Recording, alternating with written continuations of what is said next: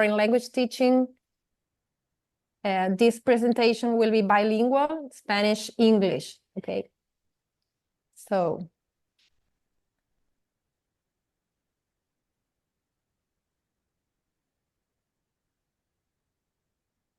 Flavia, I think you're next, or Edita. No, we were planning to introduce ourselves, but you did it so nicely that we will skip that. Edita, I think that you will start with the official presentation. Yeah, okay. At this conference about the future of English, challenges, innovations, opportunities, we intend to focus on the challenge of collective action in the field of foreign languages. Flavia, I cannot see the presentation. Are you presenting? I am presenting. Can you see it?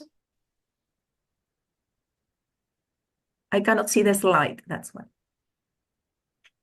Oh, sorry. So let me try again.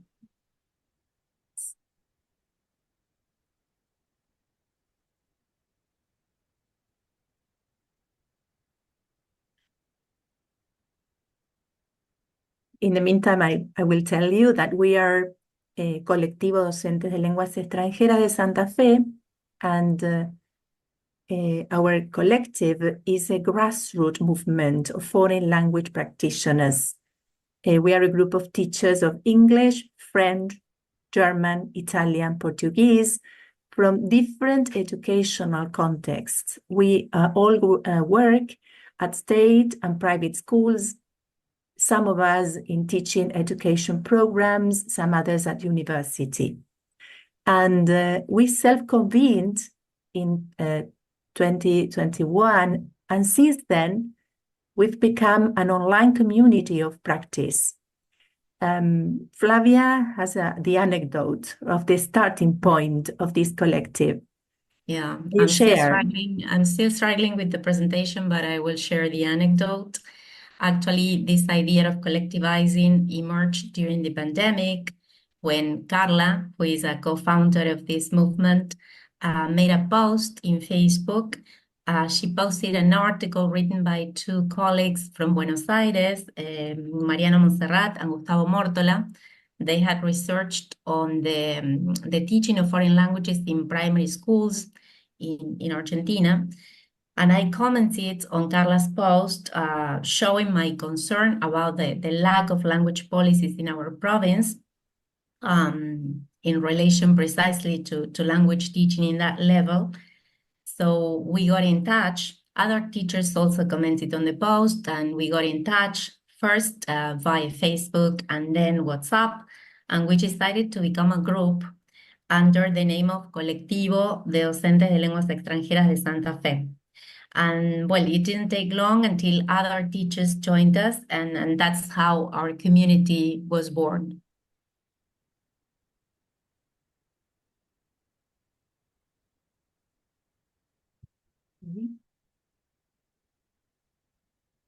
In this presentation, we have decided to introduce our collective as a community of practice through the lens of a social theory of learning, a social theory of learning that was proposed by Wenger in 1998, that later was expanded by the couple Wenger and Trainer in 2015 and 2023. And we'll present our collective's main goal. We will also share some parts of our manifesto, the written statement of our principles. And of course, at the end of this presentation, we advocate the need of collective action in the foreign language field. I think, Flavia, you can move to diapo 3.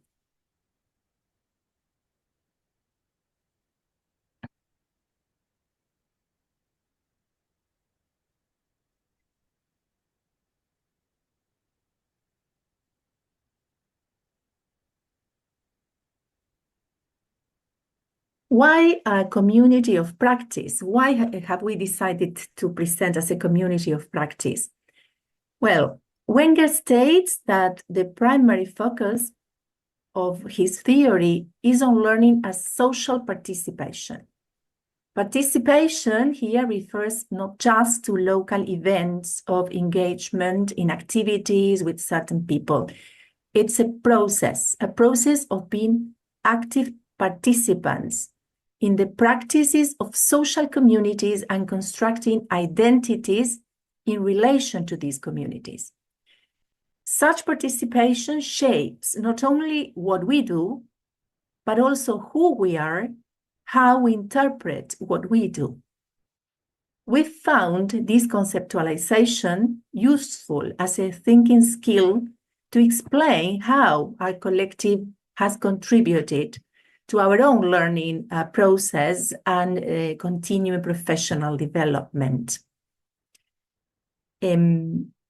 This concept of community of practice is shared or has three structural elements.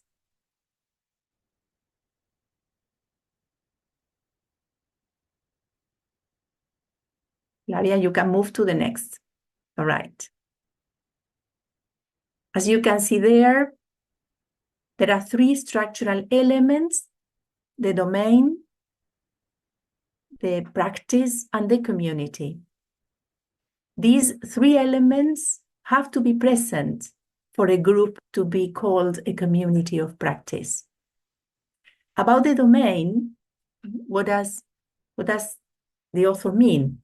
The domain is a shared concern, is a passion for, in a specific practice, or passion on a knowledge area which calls for explicit commitment and confidence in collective expertise. In terms of the domain, our community, our collective, adopted a broader identity, not restricting the scope specially to ELT, but to foreign language teaching and learning in formal education. This decision was based on the plurilingual and intercultural perspectives in our national curricular guidelines, the NAPs, as well as on the presence in Santa Fe, in our province, of teacher education programs for 4 foreign languages: English, Italian, French, and Portuguese. Besides, Santa Fe is a province with a rich linguistic and cultural heritage and very active regional integration. As you can see, another structural element is the community. What the theory means here by the community is the regular interactions about the domain in shared environments. These interactions allow community members to strengthen bonds and develop a sense of agency.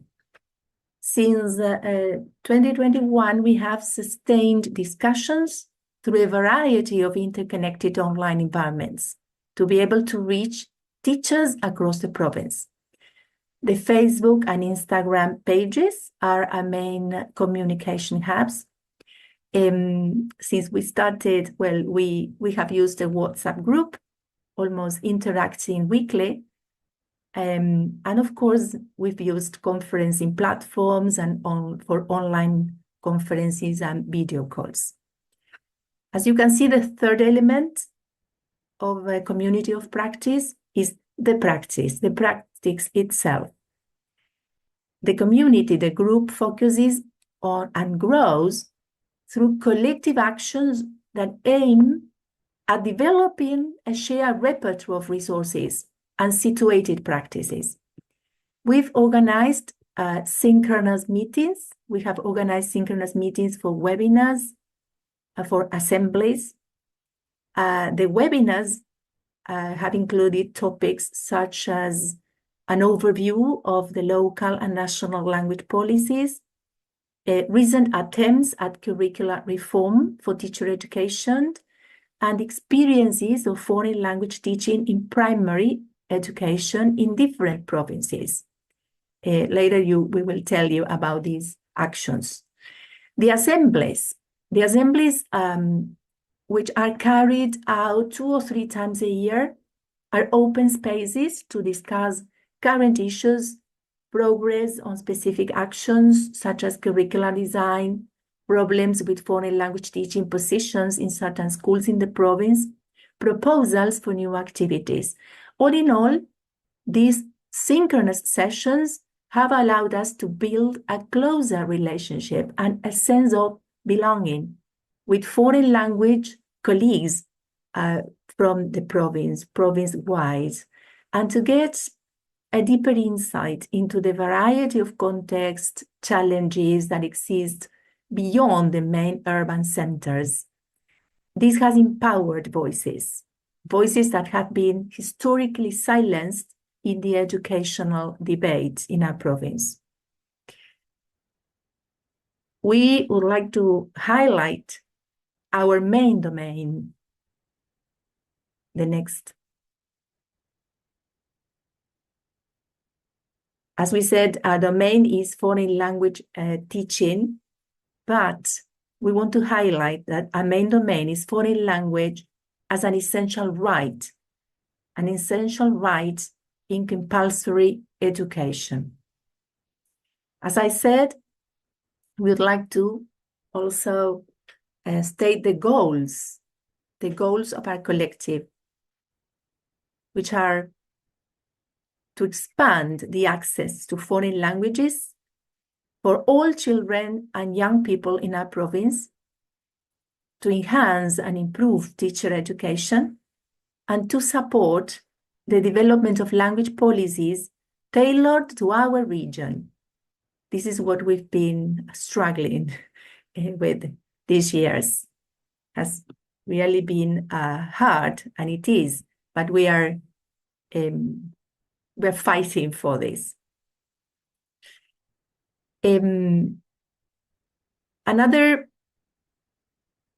element that we want to share is that in our community, there are different degrees of involvement and different degrees of participation, as you can see.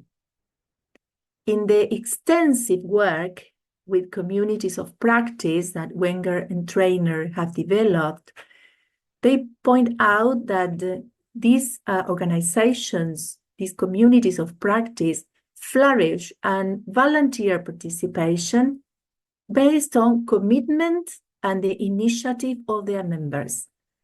The authors have also observed that the types of membership may vary along a spectrum from full members, the core group, and occasional ones. And this is flexible and dynamic because this changes according to the needs and the group dynamics.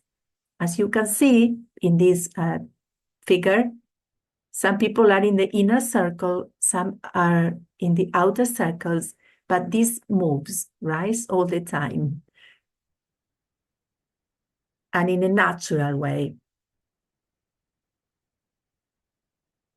The roles, you have there a list of categories used to describe the community. You see the core group, active participants, occasional participants, peripheral, and transactional.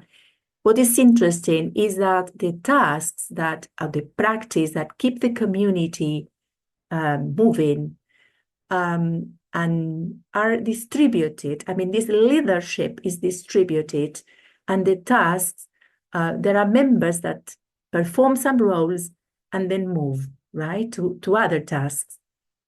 These leadership tasks are naturally distributed according to levels of commitment and the possibilities of participation. Currently, the core group is formed in our collective by 9 teachers that, we naturally drive the learning agenda of the collective. In Docentes de Lenguas Extranjeras de Santa Fe, we also notice varied degrees of involvement, right? The community founders along with permanent representatives, exercise full membership and shifting leadership. We share responsibilities in promoting, organizing, carrying out activities, while others take part mainly by contributing relevant information. For example, this happened with foreign language teaching positions, the advertising courses and seminars of interest. And many at most who are related to the colectivo, to the collective, attend assemblies and webinars. Some teachers spread the word about our mission and actions. Some colleagues have joined for specific tasks.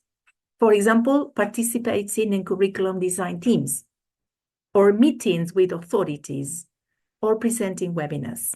But they do not consider themselves part of the collective.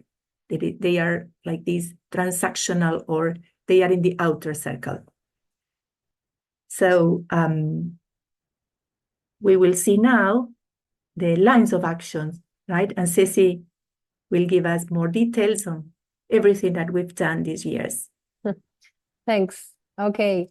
Bueno, hasta aquí presentamos dos de los elementos que estructuran una comunidad de práctica, que son el dominio, es decir, los intereses compartidos que conforman una identidad común, y la comunidad, es decir, los miembros, los participantes de las acciones que se llevan adelante.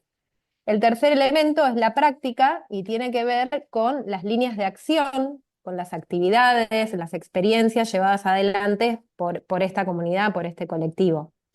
En este sentido, el colectivo se propuso 4 líneas de acción principales y que a su vez están relacionadas entre sí.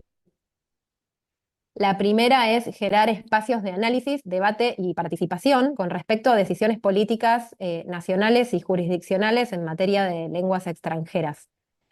En esta línea podemos ver en esta diapositiva imágenes de algunas de estas acciones. En julio de 2021, una entrevista realizada a Mariano Quintero y a Susana Schlack y Claudia Nani, que eran referentes de la Subsecretaría de Interculturalidad y Plurilingüismo del Ministerio de Educación, Cultura, Ciencia y Tecnología de Chaco. En agosto de 2021 realizamos un conversatorio con Mariano Montserrat y Gustavo Mórtola, llamado Aportes para pensar las lenguas extranjeras en el sistema educativo santafesino. Recordamos que ellos fueron el punto de partida por el cual se ponen en contacto las dos fundadoras del colectivo, Flavia y Carla.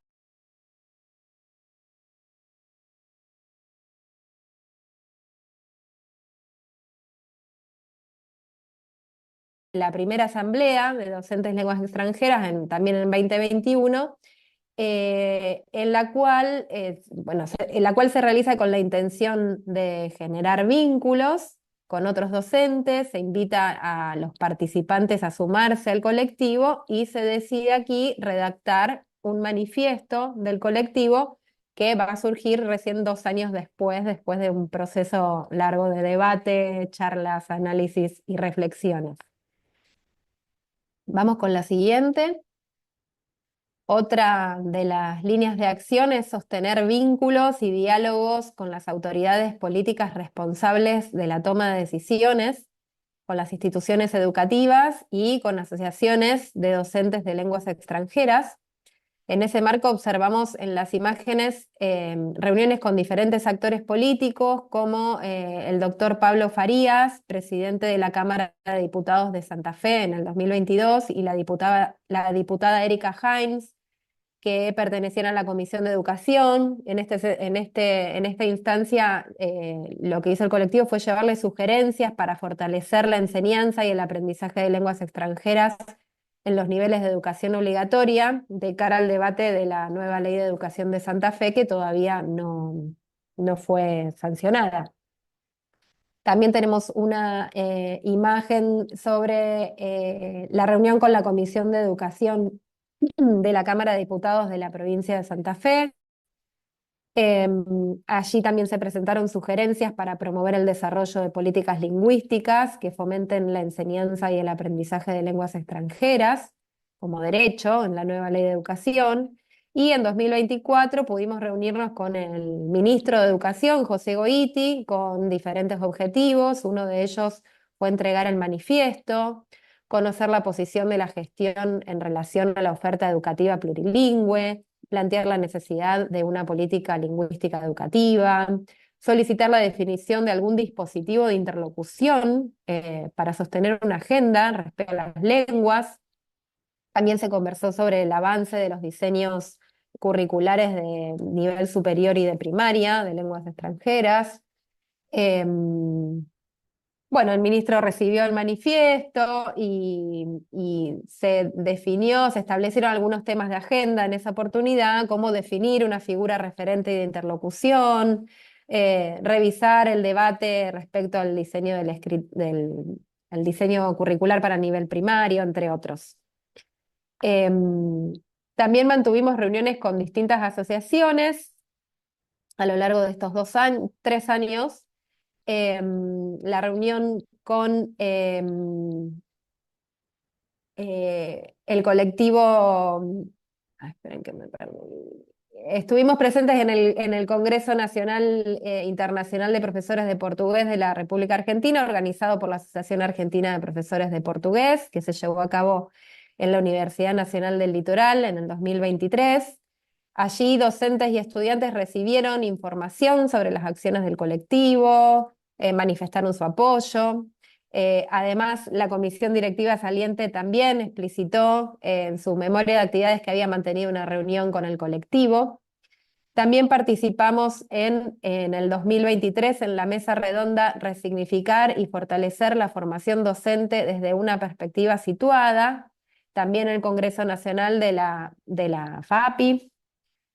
Y también mantuvimos una reunión hace poco con diputados italianos, uno de ellos diputado de Asuntos Italianos en el Exterior, en un encuentro donde también se le hizo entrega del manifiesto y se les informó sobre la situación de las lenguas extranjeras en la provincia. Nuestra tercera línea de acción, en la próxima diapositiva, es promover el desarrollo de producciones académicas que actualicen regularmente el conocimiento sobre la situación de la enseñanza de las lenguas extranjeras en nuestra jurisdicción, en la provincia de Santa Fe. En ese sentido, podemos observar algunas de las publicaciones. La primera, escrita en el marco del trabajo realizado desde el colectivo de docentes de lenguas extranjeras, con Flavia, bueno, y conmigo. Otra de las publicaciones fue en el Diario del Litoral, posterior a una entrevista a Gustavo Mórtola y Mariano Montserrat, docentes e investigadores de la Universidad de Arturo Jaureche, y también una publicación de un artículo publicado también por nuestras compañeras Flavia y Carla, junto con Gustavo Mórtola y Mariano Montserrat, que en la revista digital de políticas lingüísticas, que se titula Una reflexión crítica acerca de la situación de las lenguas extranjeras en el sistema educativo santafesino, estado de ausencia. Un poco para reflexionar y compartir nuestras reflexiones y nuestras investigaciones sobre estos asuntos. Finalmente, nuestra cuarta línea de acción es impulsar instancias de formación docente continua en una perspectiva plurilingüe e intercultural. Esta línea de acción está muy relacionada también con la primera línea de acción, que tiene que ver con promover debates, conversaciones, reflexiones y análisis acerca de la situación de las lenguas extranjeras. En ese sentido, llevamos adelante innumerables instancias de formación con docentes, especialistas de todo el país. Una de ellas fue nuestro segundo conversatorio, que se llamó Las lenguas extranjeras en la educación primaria, experiencias jurisdiccionales. En esta instancia pudimos reunirnos con representantes y referentes de la provincia de Santa Fe, de la provincia de Corrientes y de la provincia de Tierra del Fuego, Antártida e islas del Atlántico Sur, así es como les gusta llamarse a los fueguinos, donde conversamos sobre, bueno, la situación de las lenguas extranjeras en esas provincias, nos compartieron material, propuestas didácticas, programas, etc. También realizamos un conversatorio llamado 30 años del Mercosur, de la promesa del portugués a su invisibilidad en las aulas. Allí se analizó la situación de la enseñanza de esta lengua de integración regional, llamada Lengua de Integración Regional en Santa Fe, y algunas reflexiones acerca de experiencias en la educación secundaria con esta lengua. Y también tuvimos un conversatorio en el 2021 con Leonor Corradi, que perteneció al equipo de lenguas extranjeras de Nación hasta el año 2015, donde conversamos sobre por qué es necesario que haya equipos de lenguas extranjeras en el Ministerio de Educación. Bueno, estas son algunas de las acciones que llevamos adelante en nuestro Instagram, que después les vamos a compartir. Hay muchísimas más. No pudimos compartir todas, pero un poco para que vean el abanico de actividades y de instancias de charla, de debate que llevamos adelante. Estoy en la escuela, por eso se escucha el timbre. Well, we didn't hear that. Gracias. I will now share some history about our community manifesto, its main tenets and its implications. And well, the first questions are, of course, what is a manifesto and why did we decide to issue one? According to the Merriam-Webster dictionary, a manifesto is a written statement declaring publicly the intentions, motives, or views of its issuer. The idea of communicating our concerns, our beliefs, and our projects in a text emerged early in our community. As Cecilia said before, it was actually on our first open assembly in September 2021 that we decided on the components of the manifesto and started writing a collaborative text. You can see there like a leaflet with all the decisions that were made on that assembly, the first open assembly of our collective. And well, the manifesto, as Cecilia also said, was only finished last summer in December of 2024. So it remained a draft for quite a long time, and we may wonder why. Maybe we address this question later on in the presentation. However, the political upheavals in our country by the end of last year motivated the group to wrap up the text and to make it public. So what we did was to frame the manifesto as a Google form where you can read about our principles, about lines of action, and if you agree with them, you can adhere by signing your name in that form. And of course, we will invite you by the end of the presentation to sign it, to sign the manifesto. But I will now briefly tell you about the principles. So if you decide to sign it, you make an informed choice. This is our first principle, and it comprises our strongest belief that learning foreign languages at school is a question of right, as Edita highlighted, and not a question of privilege. So the principle reads like this: foreign languages contribute to every person's cultural capital due to the communicative, social, academic, and professional benefits that they promote. And everyone should have access to those benefits. And as the national educational law states, the law of 2006, it is national and provincial states the ones who must guarantee this right. So it is not something that we came up with because of our creativity. It is actually a law, it's a right. La enseñanza de al menos un idioma extranjero será obligatoria en todas las escuelas de nivel primario y secundario del país.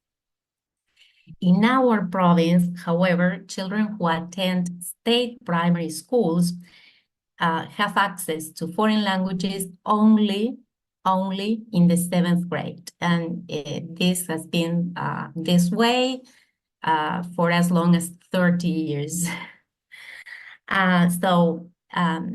This means that families who choose to give their children an early start in foreign language learning have to afford a private institution, a private language school. We believe that this is a case of curricular injustice because the breach, the gap between those who have and those who have not is made more profound in our society. The situation also, this particular situation fosters a view of foreign languages as if they were commodities, as if they were something you can buy or you can't buy in the market. And this is a perspective, this is a view that we strongly reject as a community. Much on the contrary, we believe that foreign languages have an important role to play in the education of children and teenagers. And we draw upon this concept of intercultural citizenship to explain the contributions that learning a foreign language can make in a comprehensive educational project. And this is a concept that was developed in the European context by Michael Byron, but that was adapted and expanded by our colleague Melina Porto here in Argentina. Well, to our understanding, intercultural citizenship is based on 3 main pillars, according to the authors, right? One of those pillars is dialogue, defined as the ability to interact and engage with other people and their views of the world, participation in the community, and informed critique of the world as it is, and action to make the world a better place, a more sustainable, a more equitable place. What does this mean for us, the teachers of foreign languages? That whenever we are teaching any language we teach, we're not just teaching children and teenagers to communicate in that language, but we should also teach them to embrace linguistic diversity and cultural diversity as well, and to critically analyze and act upon their contexts. That is our responsibility as foreign language teachers. Well, this is very much connected to the 3rd principle, that foreign languages contribute to people's cognitive, emotional, and social development. And this is why foreign languages in compulsory education primarily fulfill a formative role. And we emphasize the word formative, or the formative role, as opposed to the instrumental role. We admit that both roles, instrumental and formative, are not exclusive, and that they are actually complementary. They complement each other. Communicative competence in a foreign language indeed increases the opportunities for exchange and for academic advancement, and thus it has obviously an instrumental value. However, in the context of formal education, it is the formative value, the one that should be prioritized. And what do we mean by formative value? Well, we are talking about the contribution that foreign languages can make to a general, holistic literacy project, for example, in a primary school, or the role that foreign languages can play in the formation of identities. That is what we mean by formative. And while the instrumental value is usually attached to English, English is useful, any foreign language that is taught at school can hold a formative value. That is why we assert that all foreign languages should be placed on equal footing regarding their value and their legitimacy. And the 4th principle in our manifesto has to do with the development of policies, and specifically those policies relating to foreign language teaching. In our view, states should agree on the priorities and the lines of action based on their history, their contextual needs, and their projections, and they should not lean upon international organizations or private enterprises that have their own agenda. That is, developing language policies is the state's business. It is not the private interest business. And practitioners should be made part of that decision-making process. We, classroom teachers, may wrongly believe that the development of policies has nothing to do with us, that it is not our business. But the truth is that whatever policy is being discussed, it will certainly affect us in the future, and we must have a say on those policies, on the policy development process. In our community, through the courses of actions that Cecilia described, we managed to gather information and experts' advice to form and to reinforce a position in relation to foreign language teaching policies or the lack of them in our province. And we have actively contacted decision-making officials to let them know about our perspectives. I will share now an example of one of these actions that exemplifies the power of practitioners' involvement. Last year, well, it was actually in 2022 that our collective, our movement, was invited to join a curricular design team that was renewing the curricular guidelines for primary education in our province. And so a group formed by a teacher of French, a teacher of Italian, a teacher of German and Portuguese, and 2 teachers of English embarked on that curriculum design task. And it was actually the 3 of us were part of that team, Cecilia, Edita, and myself.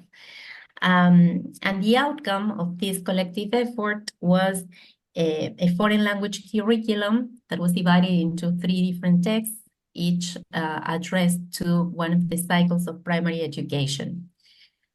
Due to the political change or the change in the political orientation in our province, this curriculum is still being assessed and adjusted. But even though the process was rather short and hectic, to be honest, we felt the need to reach the larger community of teachers of foreign languages in primary schools in Santa Fe, and we developed 2 surveys that were implemented at different stages along the process.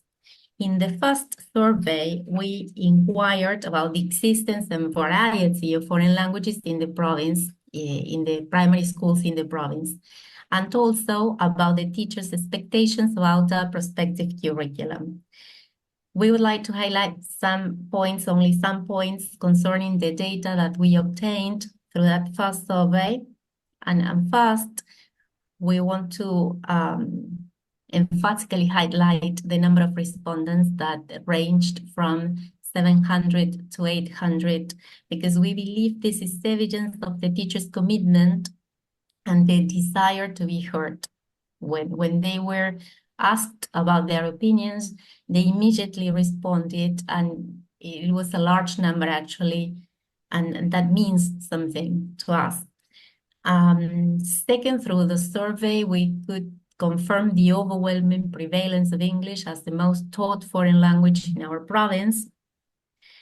And also, we could confirm something we knew, but it was good to have evidence that access to foreign languages was guaranteed almost exclusively in the 7th grade. And the survey teachers emphatically asked for the extension of the coverage of foreign languages to all the cycles in primary education. And the second set of questions was directed at tapped into teachers' expectations in relation to this curriculum. So we asked them to rank the elements that are typically present in a curriculum according to their needs and their beliefs. And these three aspects, the definition of the contents, the didactic recommendations, and the attention to the learner's profiles, figured prominently among the respondents' main interests or requirements from a curriculum. And something that we didn't ask about, but naturally appeared, is the lack of foreign language education in rural schools in our province. To put it in a nutshell, then, the fact that we are a grassroots community, the fact that we were invited to become part of a curriculum design process, and that so many teachers willingly answered the surveys and gave us such valuable insights, reinforces our belief in collective action and in practitioners' participation.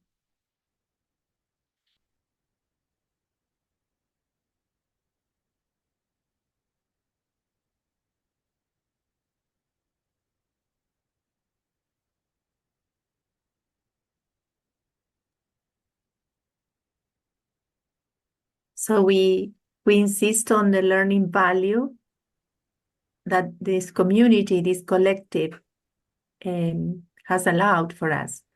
The learning value is held, these docentes lenguas extranjeras is held together by this learning value that we have found in the community of practice. We have found that interacting, in these interactions, we have learned. We have performed these tasks together, and we have acted as teams for those projects. But the tasks have not defined the community, right? It's the ongoing learning that sustains the mutual commitment. These, the core group and, well, the ones that we have been participating these years, we all feel this mutual engagement and commitment, and we are here struggling for the foreign languages as a right. That gives us a bond, right? Our bonds and commitment. Bueno, vamos a pasar al castellano porque prometimos que este va a ser una presentación bilingüe, plurilingüe, y todas hablamos español, no solo Ceci, que es profe de portugués y alemán y habla muchas lenguas en realidad, para comentarles entonces cuáles son aquellos puntos principales que aprendimos, nuestros aprendizajes a lo largo de este proceso, que no es tan largo, pero que ha sido muy intenso. Uno de los mayores aprendizajes es la importancia que tiene ejercer políticamente nuestro rol docente, concebirnos como agentes de cambio y comprometernos y movilizarnos en pos de esos cambios que consideramos deseables. En el marco de nuestra comunidad, nosotros hemos podido poner en discusión esas preocupaciones que teníamos, pero no solo quejarnos, sino definirlas concretamente, priorizarlas y así movilizarnos siempre de manera colectiva. También, bueno, queremos mencionar el alcance de los diálogos plurilingües que se dan en un colectivo que está compuesto por docentes de varias lenguas extranjeras. Que ha impactado nuestra propia práctica, ¿no? Porque si bien todas enseñamos lenguas extranjeras, las didácticas de nuestras lenguas tienen sus sutiles diferencias y nos hemos podido enriquecer didácticamente cada una de nosotras a partir de esta experiencia compartida.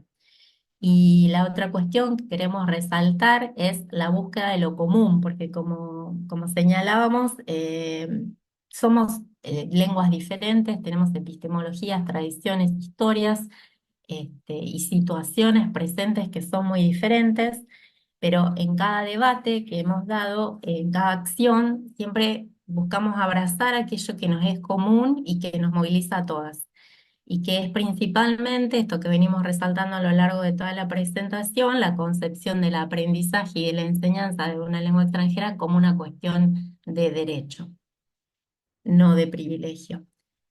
Y bueno, en realidad no es casual que hayamos tardado casi 3 años en la escritura del manifiesto, porque estos aprendizajes que hemos construido a lo largo del tiempo y a lo largo de nuestras acciones son los que nos permitieron finalmente en el verano de este año darle forma a nuestro manifiesto.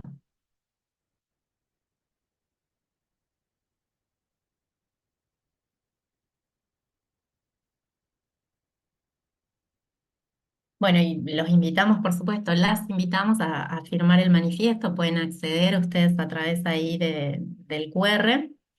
Eh, y además, en realidad queremos cerrar esta presentación con una invitación fuerte, enfática, a conformarse en comunidades de práctica alrededor de aquello que a ustedes les apasione, que puede ser la investigación, que puede ser la educación inclusiva, que puede ser el desarrollo de materiales o la escritura creativa, o las políticas lingüísticas, como en nuestro caso, pero entendemos, todas quienes estamos aquí, entendemos desde el colectivo que conformamos que en tiempos turbulentos y de incertidumbre, como los que nos toca transitar, la salida siempre es colectiva. Agradecemos profundamente la oportunidad también de compartir todo esto aquí en nuestro congreso.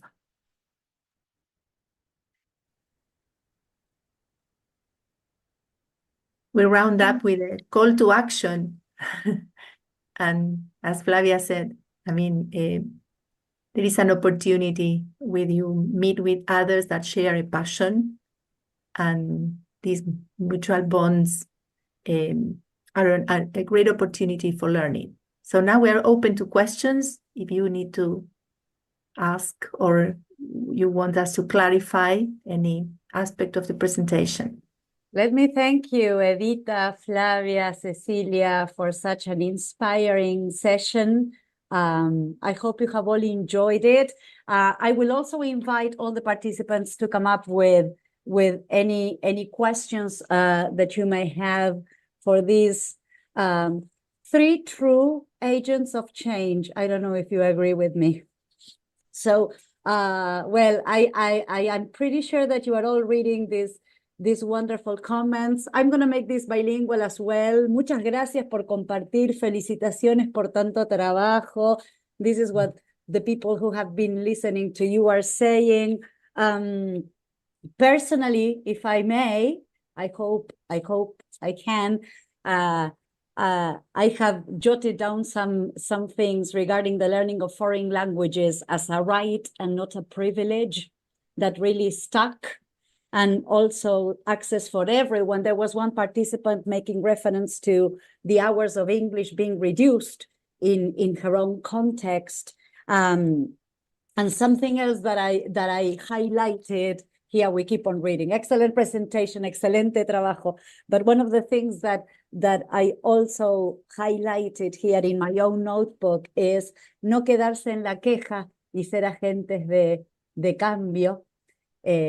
La importancia de trabajar colectivamente. I was also listening to you saying that you come from different, fields and different languages, but you work towards commonalities. I love that, okay? So everything is just thank you, gracias para ustedes, queridas colegas. And this is a reminder to all the participants that this wonderful Semiplenary was sponsored by the Carbon Puppet Company. So we're going to be inviting you to watch a video. And once again, huge thank you to our three excellent presenters. All comments are super supportive. And let me tell you something, I have already signed the manifesto. Thank you so much. Of course, I was doing it the moment you said it, and I am pretty sure that everybody who was inspired by your presentation have been doing the same thing. So we are ready for the video whenever the technical support says so, okay?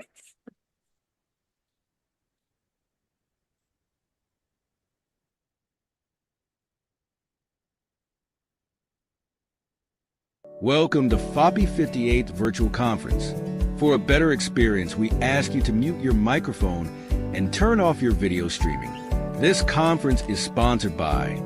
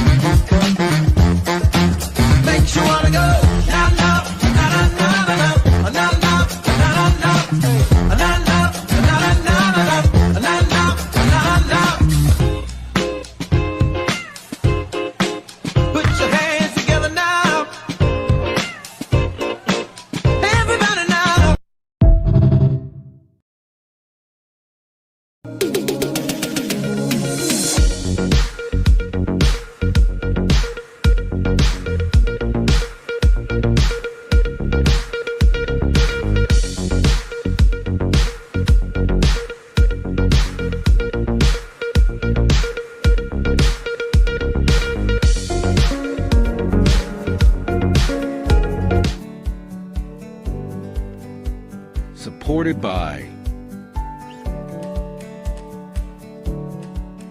We hope you enjoy this conference.